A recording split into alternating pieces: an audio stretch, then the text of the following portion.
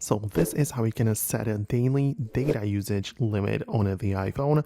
Let's get started. If this is your first time here on Foxtecc, consider subscribing for more tutorials and videos like this one.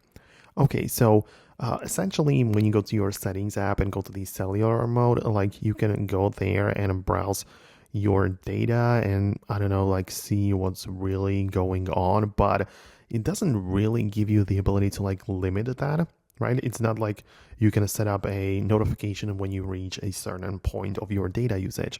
For that, it is much better to get a third-party app. I would say even the only option to do that is through a third-party app, and you can get it, for example, app like My Data Manager.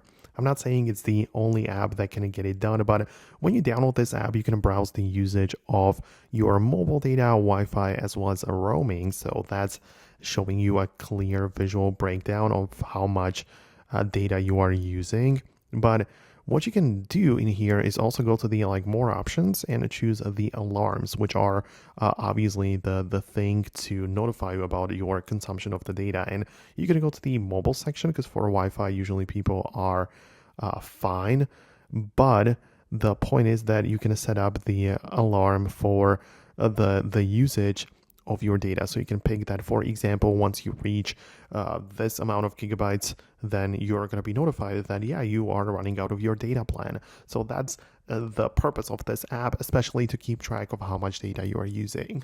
So yeah, again, you kind of like set up the whole data plan. So you choose that you want to only use like 15 gigabytes per month or whatever, and then you're going to be notified when you're getting close to that. But yeah, that's going to be about it. Thanks a lot for watching. I really hope I can help you out. I hope to see you later in the future videos, and yeah, see you later.